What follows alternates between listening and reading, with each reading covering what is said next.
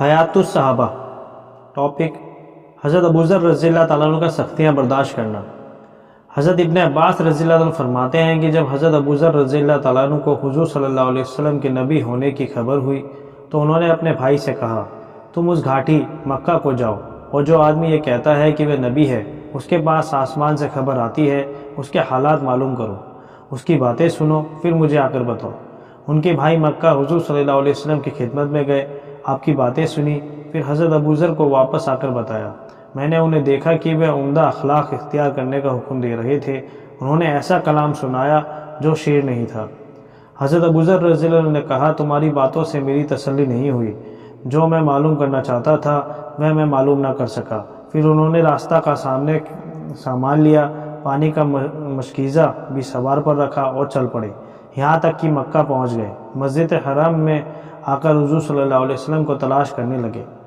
یہ حضور صلی اللہ علیہ وسلم کو پہچانتے نہیں تھے۔ لوگوں سے حضور صلی اللہ علیہ وسلم کے بارے میں پوچھنا انہوں نے حالات کی وجہ سے مناسب نہ سمجھا، یہاں تک کہ رات آ گئی تو یہ وہیں لیٹ گئے۔ تو ان کو حضرت علی رضی اللہ عنہ نے دیکھا، وہ سمجھ گئے کہ یہ پردیسی مسافر ہے۔ حضرت ابو ذر رضی اللہ تعالیٰ عنہ حضرت علی رضی اللہ عنہ کو دیکھ کر ان کے پیچھے ہو لیے۔ حضرت علی رضی اللہ عنہ نے ان کی میزبانی کی، لیکن دونوں میں سے کسی نے ایک دوسرے سے کچھ نہ کہا۔ یوں ہی صبح ہو گئی۔ وہ اپنا مشکیزہ اور زادے سفر لے کر پھر مسجد حرم آ گئے، سارا دن وہیں رہے۔ حضور صلی اللہ علیہ وسلم نے ان کو نہ دیکھا، یہاں تک کہ شام ہو گئی۔ یہ اپنے لیٹنے کی جگہ واپس آئے۔ حضرت علی رضی اللہ تعالیٰ عنہ کا ان کے سامنے سے گزر ہوا۔ انہوں نے کہا، کیا اس آدمی کے لیے اس بات کا وقت نہیں آیا کہ اپنا ٹھکانہ جان لے؟ حضرت علی رضی اللہ عنہ نے ان کو اٹھایا اور ان کو اپنے ساتھ لے گئے، لیکن دونوں میں سے کسی نے ایک دوسرے سے کچھ نہ کہا، یہاں تک کہ تیسرا دن آ گیا۔ پھر حضرت علی نے پہلے دن کی طرح کیا، یہ ان کے ساتھ چلے گئے۔ پھر حضرت علی رضی اللہ عنہ نے ان سے کہا، کیا تم مجھے بتاتے نہیں کہ تم یہاں کس لیے آئے ہو؟ حضرت ابو ذر رضی اللہ عنہ نے کہا، میں اس شرط پر بتاؤں گا کہ تم مجھے عہد و پیمان دو کہ تم مجھے ٹھیک ٹھاک بتاؤ گے۔ حضرت علی نے وعدہ فرمایا تو حضرت ابو ذر نے ان کو اپنے آنے کا مقصد بتایا۔ حضرت علی نے کہا کہ یہ بات حق ہے، وہ اللہ کے رسول صلی اللہ علیہ وسلم ہے۔ جب صبح ہو تو تم میرے پیچھے چلنا۔ اگر میں ایسی کوئی چیز دیکھوں گا جس سے مجھے تمہارے بارے میں خطرہ ہوگا تو میں پیشاب کرنے کے بہانے رک جاؤں گا، تم چلتے رہنا۔ اگر میں چلتا رہا تو تم میرے پیچھے چلتے رہنا، اور جس گھر میں میں داخل ہوں اس میں تم بھی داخل ہو جانا۔ تو ایسے ہی ہوا، حضرت علی کے پیچھے چلتے رہے، یہاں تک کہ حضرت علی حضور صلی اللہ علیہ وسلم کی خدمت میں حاضر ہو گئے۔ یہ بھی ان کے ساتھ خدمت میں حاضر ہو گئے۔ انہوں نے حضور صلی اللہ علیہ وسلم کی بات سنی اور اسی جگہ مسلمان ہو گئے۔ حضور صلی اللہ علیہ وسلم نے ان سے فرمایا، اپنی قوم کے پاس واپس چلے جاؤ، انہیں ساری بات بتاؤ، تم وہیں رہو یہاں تک کہ میں تمہیں حکم بھیجوں۔ حضرت ابو ذر نے کہا، اس ذات کی قسم جس کے قبضے میں میری جان ہے، میں توحید کے اس کلمے کا کافروں کے بیچ میں پورے زور سے اعلان کروں گا۔ پھر وہاں سے چل کر مسجد حرم آئے، اونچی آواز سے پکار کر کہا، اشہد ان لا الہ الا اللہ و اشہد ان محمد رسول اللہ۔ یہ سن کر مشرک کھڑے ہو گئے، ان کو اتنا مارا کہ ان کو لٹا دیا۔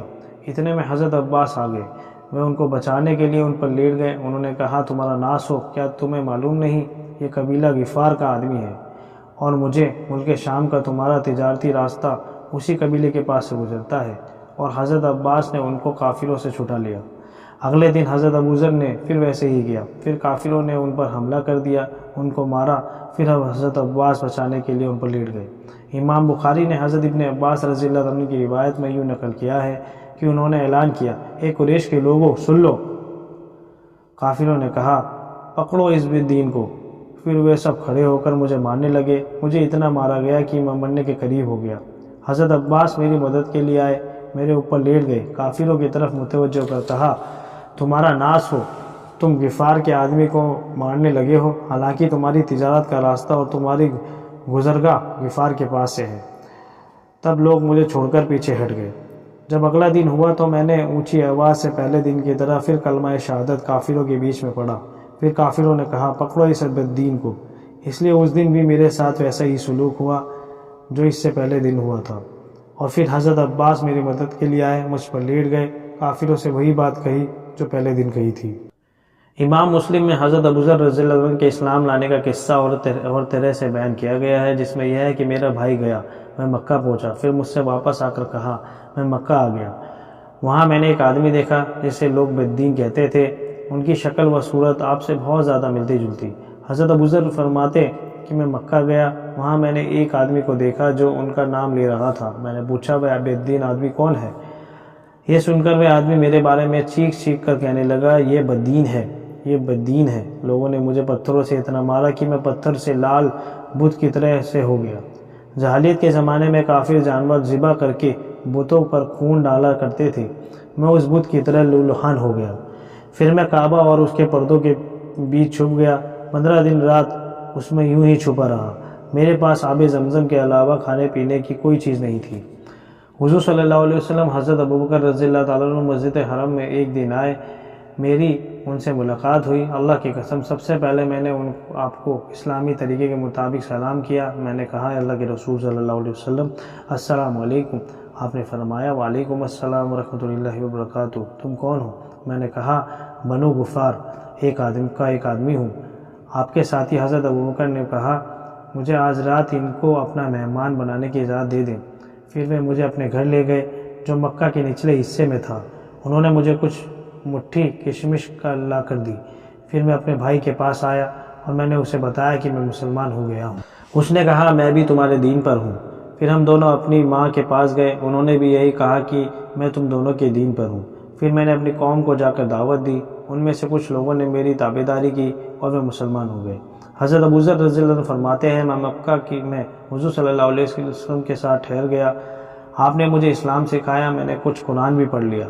پھر میں نے کہا، اللہ کے رسول صلی اللہ علیہ وسلم میں اپنے دین کا اعلان کرنا چاہتا ہوں۔ آپ نے فرمایا، مجھے تمہارے بارے میں خطرہ ہے، تم کو قتل کر دیا جائے گا۔ میں نے کہا، چاہے مجھے قتل کر دیا جائے لیکن میں یہ کام ضرور کروں گا۔ آپ خاموش ہو گئے۔ مسجد حرم میں قریش حلقے لگا کر بیٹھے ہوئے تھے، باتیں کر رہے تھے۔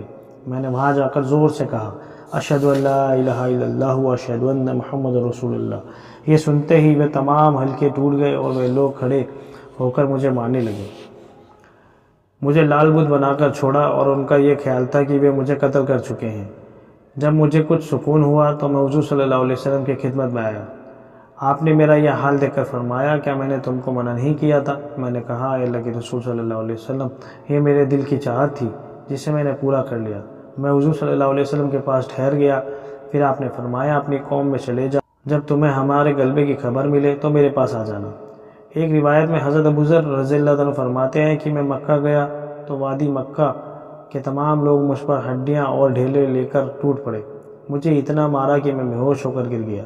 جب مجھے ہوش آیا، میں اٹھا تو میں نے دیکھا کہ میں پتھر کے لال بت کی طرح سے لولہان ہو گیا ہوں۔